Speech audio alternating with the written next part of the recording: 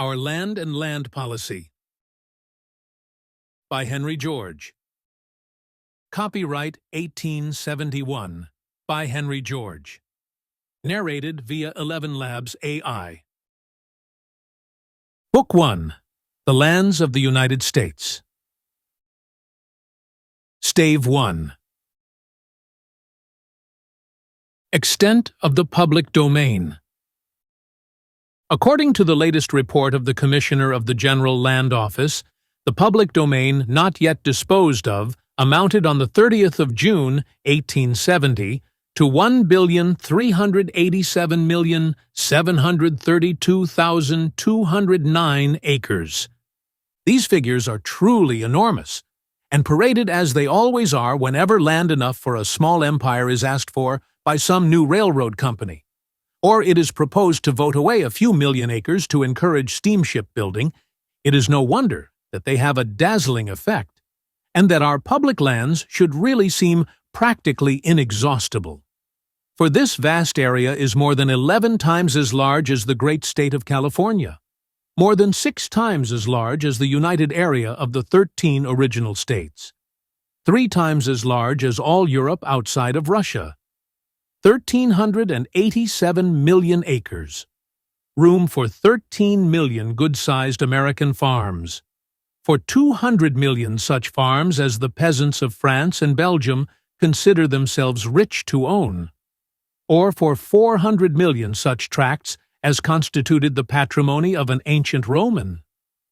Yet when we come to look closely at the homestead possibilities expressed by these figures, their grandeur begins to melt away. In the first place, in these 1,387,732,209 acres are included the lands which have been granted, but not yet patented, to railroad and other corporations, which, counting the grants made at the last session, amount to about 200 million acres in round numbers.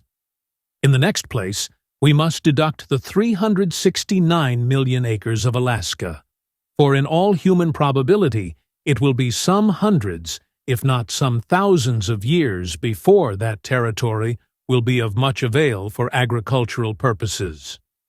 In the third place, we must deduct the water surface of all the land states and territories, exclusive of Alaska, which, taking as a basis the 5 million acres of water surface contained in California, cannot be less than 80 million acres, and probably largely exceeds that amount. Still further, we must deduct the amount which will be given under existing laws to the states yet to be erected, and which has been granted or reserved for other purposes, which in the aggregate cannot fall short of 100 million acres, leaving a net area of 650 million acres, less than half the gross amount of public land as given by the Commissioner. When we come to consider what this land is, the magnificence of our first conception is subject to still further curtailment, for it includes that portion of the United States which is of the least value for agricultural purposes. It includes the 3 greatest mountain chains of the continent, the dry, elevated plains of the eastern slope of the Rocky Mountains, and the arid, alkali-cursed stretches of the great interior basin. And it includes, too, a great deal of land in the older land states, which has been passed by the settler as worthless.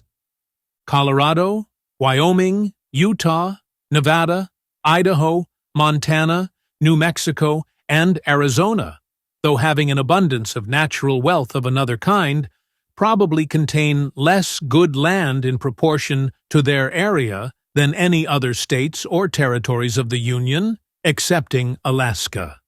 They contain numerous valleys which, with irrigation, will produce heavy crops, and vast areas of good grazing lands, which will make this section the great stock range of the Union. But the proportion of available agricultural land which they contain is very small. Taking everything into consideration, and remembering that by the necessities of their construction, the railroads follow the water courses and pass through the lowest valleys and therefore get the best land, and that it is fair to presume that other grants also take the best, It is not too high an estimate to assume that out of the 650 million acres which we have seen are left to the United States, there are at least 200 million acres which for agricultural or even for grazing purposes are absolutely worthless, and which, if ever reclaimed, will not be reclaimed until the pressure of population upon our lands is greater than is the present pressure of population upon the lands of Great Britain. And thus, the 1,387,732,209 acres, which make such a showing in the Land Office reports, come down in round numbers to but 450 million acres out of which farms can be carved. And even of this, a great proportion consists of land which can be cultivated only through irrigation, and of land which is only helpful for grazing. This estimate is a high one. Mr. E.T. Peters of the Statistical Bureau estimates the absolutely worthless land at 241 million acres.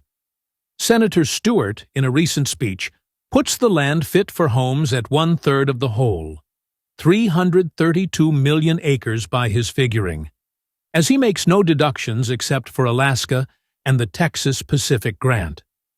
Assuming his proportion to be correct, and admitting that the railroads, etc., take their proportion of the bad as well as of the good land, we would have, after making the proper deductions, 216 million acres of arable land yet left to the United States.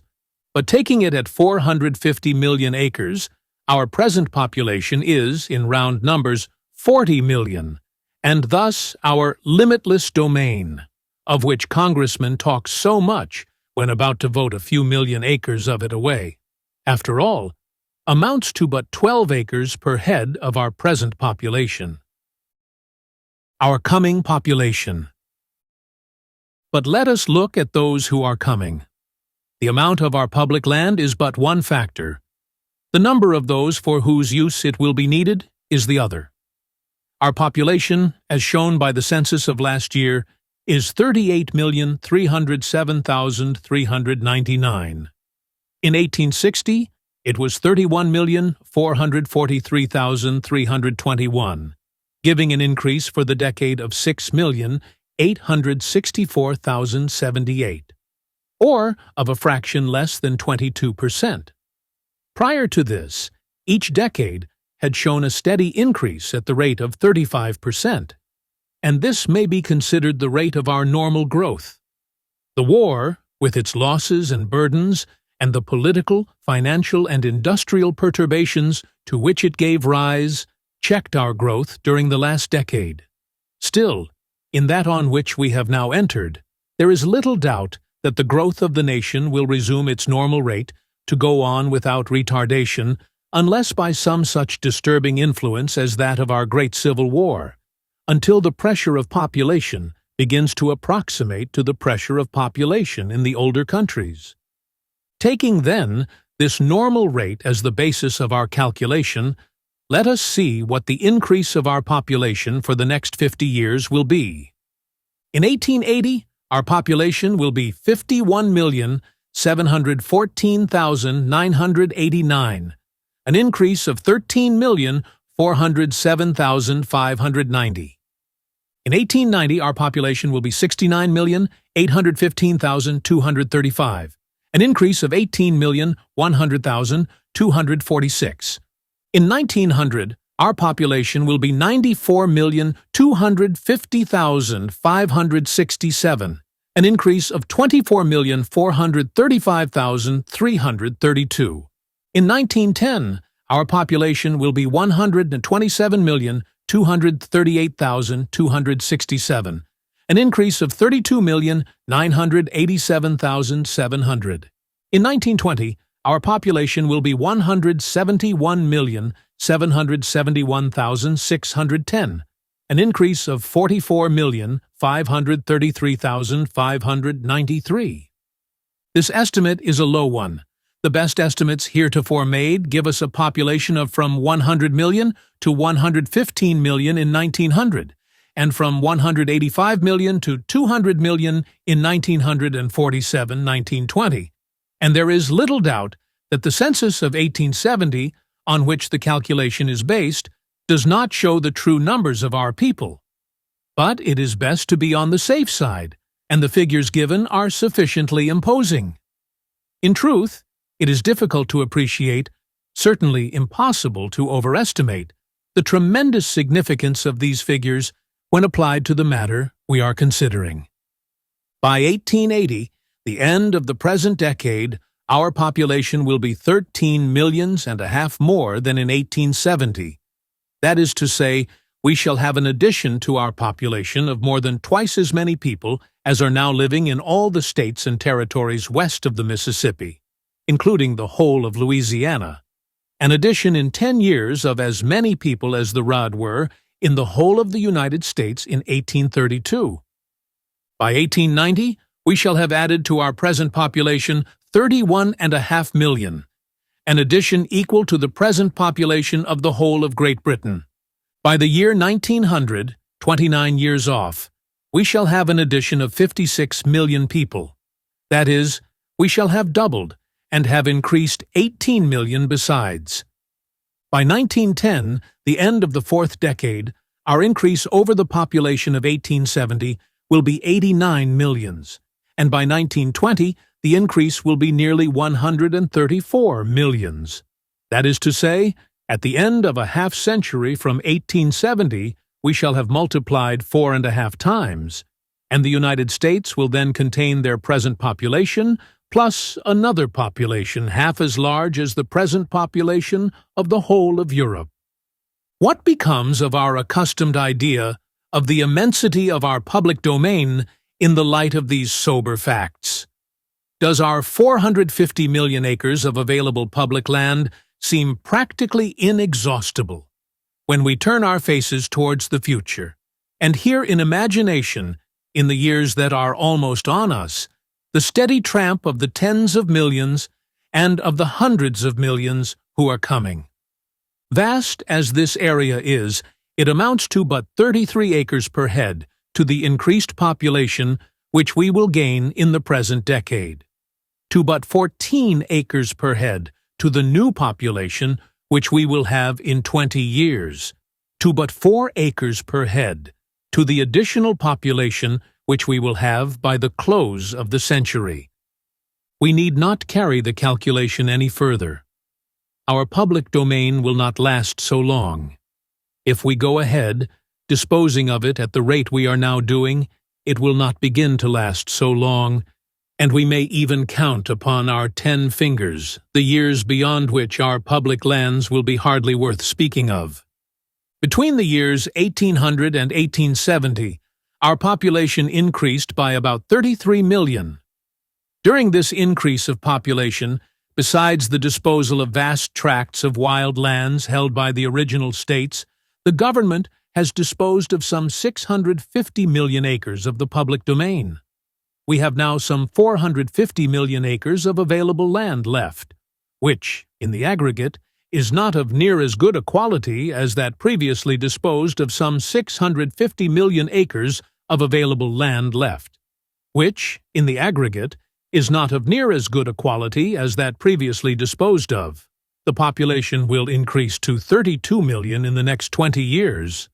Evidently, we should get rid of our remaining public land at the rate at which we have been getting rid of it since the organization of the General Land Office.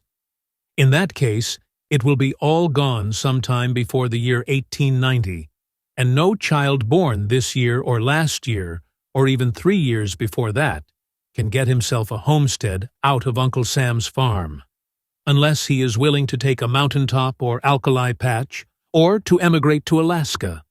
But the rate at which we are disposing of our public lands is increasing more rapidly than the rate at which our population grows. Over 200 million acres have been granted during the last 10 years to railroads alone, while bills are now pending in Congress, which call for about all there is left. And as our population increases, the public domain becomes less and less. The prospective value of land greater and greater. So will the desire of speculators to get hold of land increase. Unless there is a radical change in our land policy, we may expect to see the public domain passing into private hands at a constantly increasing rate. When a thing is plenty, nobody wants it. When it begins to get scarce, there is a general rush for it. It will be said, even if the public domain does pass into private hands, there will be as much unoccupied land as there otherwise would be. And let our population increase as rapidly as it may, it will be a long time before there can be any real scarcity of land in the United States. This is very true. Before we become as populous as France or England, we must have a population, not of 100 millions or 200 millions, or even 500 millions, but of 1,000 millions, and even then, if it is properly divided and properly cultivated, we shall not have reached the limit of our land to support population. That limit is far, far off.